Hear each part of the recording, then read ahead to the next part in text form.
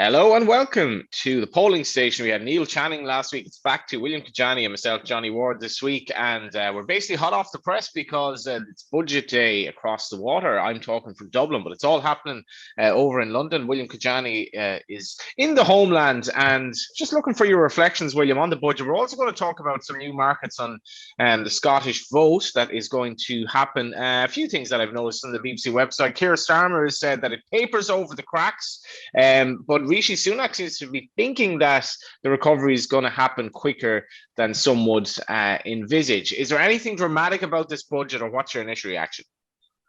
Initial reaction is that there are plenty of the obvious moves, I think, that were taken. The universal credit uplift stays, although I think it's worth noting that Paul Johnson of the Institute for Fiscal Studies did note, that this is going to lead to 6 more months of arguments about that.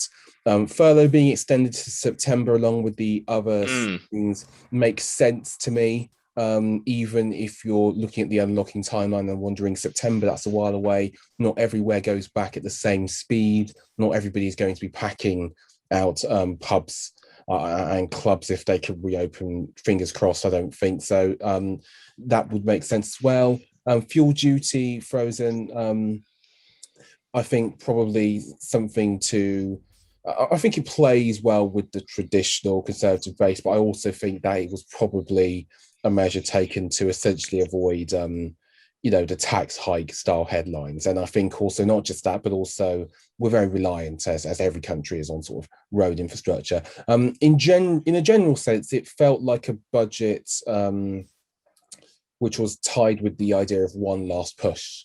We give it one last push, everybody gets their jab, everybody's sensible, and we can have this sort of great British summer. And I think most of those measures were with that in kind, I think. Although I should just add, and I think it's really worth noting, and we'll talk about this later, Sunak does this on very favourable territory. He's going out there on very favourable territory. And when I say favourable territory, people will go, well, what are you talking about? It's a pandemic. I mean favourable media territory, not favourable economic territory.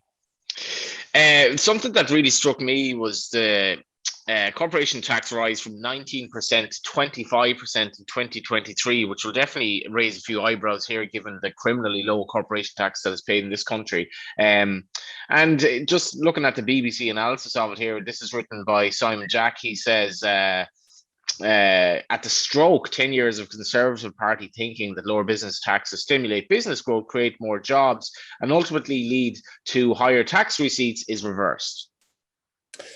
I don't know if there's a bit of an overreaction when it comes to the corporation tax measure. We're still going to have the lowest in the G7. That doesn't come in, I think, until 2023. Correct me if I am wrong.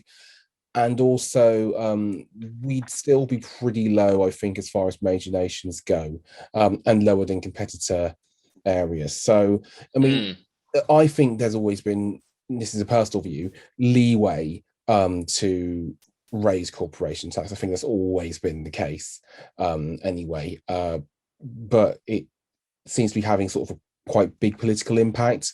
I think people worry about their medium range business being hit rather than thinking of a Vodafone or a Starbucks or an Amazon. The fallout from that will be interesting, I think, over the next few months.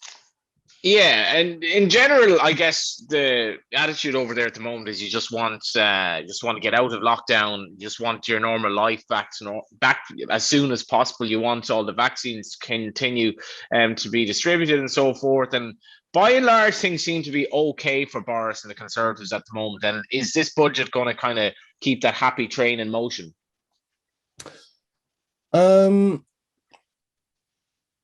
It depends, to be honest with you, on how the rest of the year goes and how it feels for people, I think. The real issue for Sunak, I think, is probably the budget after this, probably the autumn budget, when he believes he has to start paying this back, and what happens if there's an interest rate rise. I think those are sort of the more acutely sensitive things that would put him under real pressure. I believe he's traveling well, to use a racing metaphor. But we are a long way out from the finish of whatever you would think his sort of ascendancy to power is. We're all getting a lot of brand Rishi. But even the slickest political brands can be taken down in a minute. So he's 9-4 joint with Keir Starmer, who I felt had a more effective outing today than in recent times, both in terms of his budget response and also his PMQ's performance to be the next Prime Minister. I would think those prices are only fair. Nothing particularly wrong with them, but both men, I think, have problems on the horizon that could be structurally quite hard to fix. Okay, let's move to Scotland then. And I believe this betting has come on since we were on last week. The SNP total seats in the election, over or under 69.5, and you're betting 65 on each of two. Take 6 to 5, as they would say at the Greyhound track. If I remember what a Greyhound track is, if I even remember what a betting ring is. But obviously they're pretty good margins for something that if you put a lot of study into, you can probably come up with a fairly definitive conclusion. SNP majority is 4s on, no majority 11-4. Tell me about this. Yeah, so today Nicola Sturgeon has been fighting back and hard against the claims of a conspiracy from former Scottish First Minister Alex Salmond. This is an important part of the story, really, because we haven't heard from Nicola in that context before. She's been getting a good feeling from MSPs on a committee, basically, to see if the case against Salmond was mishandled. Her husband, SNP party chairman Peter Murrell, is also heavily involved in this.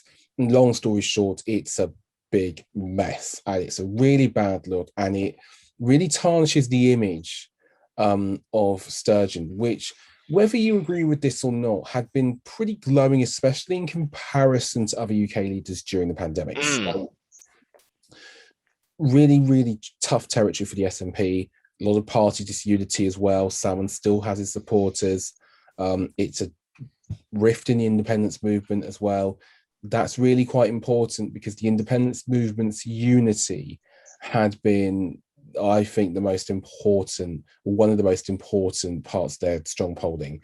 They've taken a hit in the polls now, still leading and still doing so comfortably against Labour and the Conservatives and Liberal Democrats, but there's still a little while. As I said famously last week, I think it's now 3 weeks until postal voting opens for Holyrood, and a lot can happen in 3 weeks. So the 70 seat line, I think, would look correct, but I'd want to give it a couple of weeks before really going in. We're quite far out, and I think don't get me wrong, there's lots of value to be had betting anti-post nowadays in politics. Absolutely. If anything, I think it's where the majority of the value is, but I want to see what the fallout is from Sturgeon's claims today, what she's found of.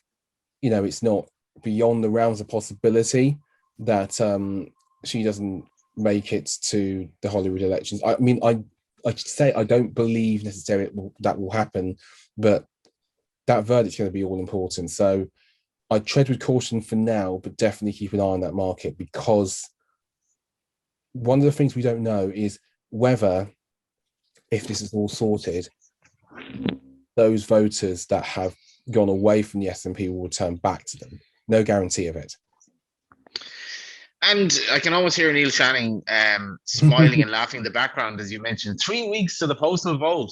But in any event, Angus Robertson is 4-1, Kate Ford 5-1, and John Swinney 6-1. Joanna Sherry 7-1 to be the next Scottish First Minister. Yeah, this is going to be a really interesting market over the next year or so as well, because even if everything had been going swimmingly for Sturgeon, she had planned, I think, at some point in the not near future, but at some point in the, I think, a nearer future than the next general election, I think, to look at moving on. She's not going to do it forever. I think that's been a bit of an open secret.